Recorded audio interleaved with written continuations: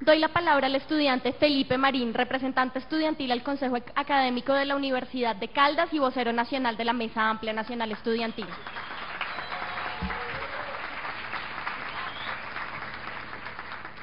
Bien, buenas tardes para todas y para todos, a los parlamentarios y a quienes nos acompañan en el auditorio.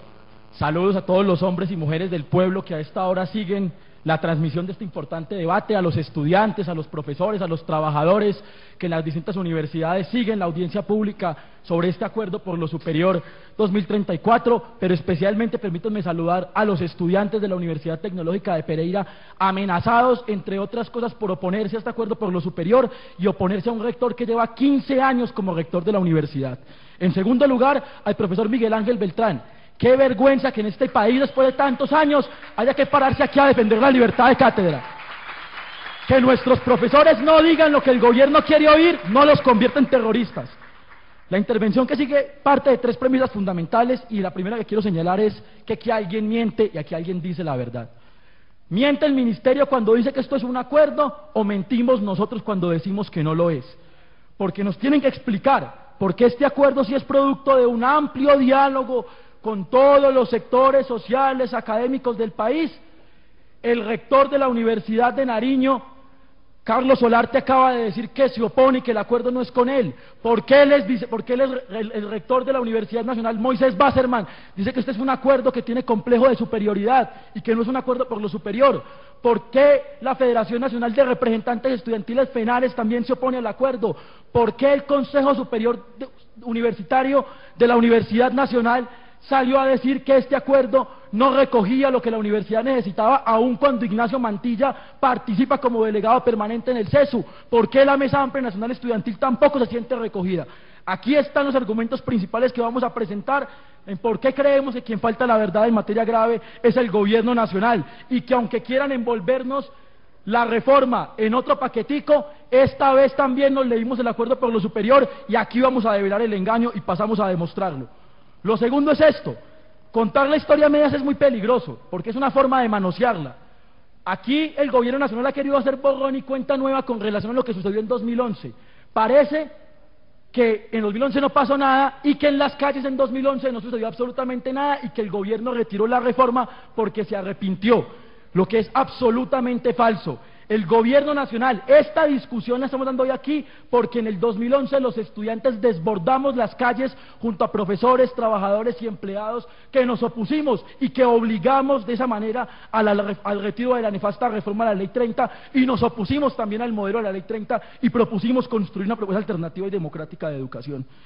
Si algún mérito tiene el gobierno en esto, fue haber presentado una reforma tan mala, tan supremamente perversa para la educación superior, que obligó a amplios sectores a la movilización y puso en el centro de la agenda política nacional el tema de la educación superior. El gobierno nacional, entre otras cosas, después de la movilización de 2011, se la jugó por deslegitimar y desprestigiar a la MANE, diciendo que los voceros de la MANE, a través de los medios de comunicación, hacíamos muy mal porque teníamos posiciones a favor de la paz, porque teníamos posiciones contra el libre comercio, por la soberanía, y que nos oponíamos a este modelo de nación. Pero no es un pecado, porque eso es participar en política, dicen, pero no es un pecado que la directora general del SENA, Gina Parodi, renunciara a la dirección general del SENA para ir a buscarle boticos a Juan Manuel Santos en la reelección. Eso está perfectamente bien. Ahora bien, lo tercero: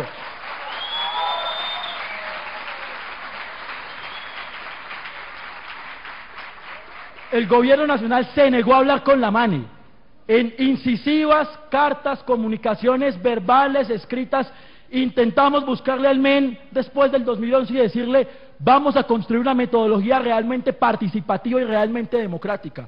Cuando a usted le imponen las condiciones del diálogo, ahí se acabó el diálogo. Eso dejó de ser un acuerdo y se convirtió en una imposición. Esta metodología con la que se construyó el acuerdo por lo superior es el clásico ejercicio del yo con yo. El CESU la formuló, el CESU la implementó, el CESU la controló, y el CESU fue el que presentó el producto final que conocemos como acuerdo por lo superior, por supuesto libreteados por la Organización para la Cooperación y el Desarrollo Económico y por el Banco Mundial. Y si no, miren la memoria que entregaron el día del lanzamiento de la política pública: 415 documentos y 250 son del Banco Mundial o de sus analistas. Ahí estamos viendo a partir de qué insumos fue que construyeron la política pública. Ahora, El presidente Juan Manuel Santos, el día que retiró la reforma, y no de gratis, insisto, no era una fuerza sobrenatural la que coordinaba a los estudiantes y movilizaba a los estudiantes, era la Mesa Amplia Nacional Estudiantil, los profesores, los trabajadores, la Federación Nacional de Representantes Estudiantiles, infinidad de sectores políticos, progresistas y democráticos, los que coordinaban a los estudiantes en la calle, y por eso se retiró el proyecto de ley, y no por la benevolencia del gobierno. Y Santos dice una cosa que hay que tener en cuenta y no podemos olvidar en este país tan desmemoriado: retiro el proyecto de ley 112 porque no hay ánimo político para tramitarlo. Juan Manuel Santos fue clarísimo, él ni se arrepintió del ánimo de lucro, ni se arrepintió de las universidades mixtas, ni se arrepintió de ese modelo que combatimos en 2011, solamente no vio ánimo político y por eso se la jugó por cambiar de estrategia. Para empezar, nos cambiaron los actores. Ahora no es el Ministerio de Educación Nacional quien aparece frenteando la reforma, sino que es el Consejo Nacional de Educación Superior, CESU, que nos venden como muy democrático, cuando en realidad casi el 80% de sus miembros son elegidos directa o indirectamente por el gobierno nacional. Nos cambiaron el nombre, ya no se la van a jugar por una propuesta de reforma a la Ley 30, sino por un acuerdo por lo superior y política pública. Y por supuesto, y hay que decirlo también, aquí nos están cambiando la forma en que lo van a implementar. Ya no se trata de un paquetazo neoliberal que de golpe va a acabar con la educación superior, sino que ahora se trata de meternos la reforma a pedacitos y por partes. Y aquí está lo peligroso de la estrategia del gobierno. Esta reforma es más peligrosa, esta propuesta de política pública es más peligrosa por lo que no dice que por lo que dice, por las omisiones que hace. Ahora, efectivamente, el gobierno nacional ha venido planteando que esta no es una propuesta de reforma a la Ley 30 como la de 2011, y en eso estamos completamente de acuerdo. Esta es muchísimo, muchísimo peor. Ahora, en el debate metodológico, el gobierno nacional ha planteado varios mitos, aquí vamos a plantear muy brevemente para ser generosos con el tiempo. Lo primero, que este fue un proceso de construcción democrática y participativo en el que se escucharon las voces de las regiones. Nada más mentiroso cuando el 70% de la agenda de los encuentros regionales la ocuparon los tecnócratas del MEN, y después, con lo que sobraba, la gente podía hablar con un montón de limitaciones metodológicas y de tiempo. En 1 hora hablaba la comunidad y en 4 hablaba el gobierno, bajo la misma lógica de siempre, de yo te escucho, podés decir lo que querás, pero al final soy yo el que decido, y no queremos que nos escuchen más así, queremos que nos escuchen de verdad. La metodología de diálogo convocada por el CESU fue concertada y neutral, nada más mentiroso que eso, ya lo he planteado, la metodología la hizo el CESU y la implementó el CESU. El acuerdo por lo superior garantiza soluciones estructurales, perfectamente podemos ver que eso no es cierto. El documento del CESU ni siquiera reconoce la existencia de la crisis en las universidades. Para el gobierno nacional, instituciones de educación superior con techos caídos, sin bibliotecas, sin laboratorios, sin profesores de planta, sin trabajadores de planta, donde ni siquiera funciona bien el internet, están muy bien. Aquí no pasa nada y aquí no hay crisis. Si ni siquiera reconocen que hay crisis, ¿cuáles serán las soluciones estructurales que planteará el documento? Pues ninguna. Simples paliativos a la política neoliberal de siempre para no resolver nada. Cambios para que todo siga igual.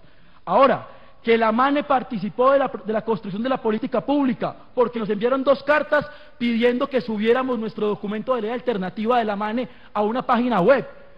¿Qué tal que el debate democrático y amplio pudiera suplantarse con subir un documento a la red? O como lo dice la página 34 del Acuerdo por lo Superior, en la que se afirma que a la MANE la recogieron porque leyeron los tweets y los pronunciamientos de las redes sociales de la MANE. ¿Qué tal el exabrupto y el descaro de parte del Consejo Nacional de Educación Superior, que además escribió el nombre de la MANE mal escrito en la política pública? Le informo al ministerio que la MANE se llama Mesa Amplia Nacional Estudiantil y no Mesa Ampliada Nacional Estudiantil.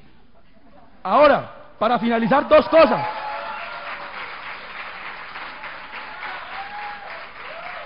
Vamos a decir una verdad en medio de todo esto. Una verdad, esto es un acuerdo por lo superior, un acuerdo construido por arriba, por las alturas, entre los que siempre han estado de acuerdo, entre los mismos de siempre, entre los que quieren esta educación para el país del libre comercio, para el país de la gran minería transnacional, para el país del despojo, para el país del neoliberalismo, para el país de las EPS. Esta visión de educación está perfecta. Nosotros abogamos por una construcción de una educación para un país distinto, como hemos dicho, un país soberano, democrático y en paz. Y termino diciendo 3 cosas fundamentales. La primera, es decirle al gobierno nacional y al CESU y al Consejo Nacional de Educación Superior: si esta política pública es tan democrática, ¿ustedes por qué no evalúan lo que hicieron en Argentina con la Ley Orgánica de Educación. Saquemos esto a un referendo y vemos si la gente realmente está recogida o no está recogida con lo que dice la política pública del gobierno. En segundo lugar, ellos, compañeros y compañeras, yo aquí no he venido a convencer al ministerio de que no siga haciendo lo que le manda la OCDE, lo que le manda el Banco Mundial, porque es evidente que no los voy a convencer. Yo aquí he venido, y como han venido los compañeros de la MANE, a exponerle al estudiantado colombiano que estamos de nuevo ante un refinado engaño, pero que aquí urge el camino, que ellos tienen el camino de la imposición, y nosotros el de la movilización, el que nos funcionó el 2011, el que le funcionó a los mineros, el que le funcionó a los campesinos, el que le ha funcionado al pueblo colombiano. Hoy tenemos la fuerza de los argumentos y en la calle hay que construir los argumentos de la fuerza. Como decía Miguel Hernández, la juventud siempre avanza, la juventud siempre vence y el futuro de la patria y la educación de esta juventud en la calle depende. Muchas gracias.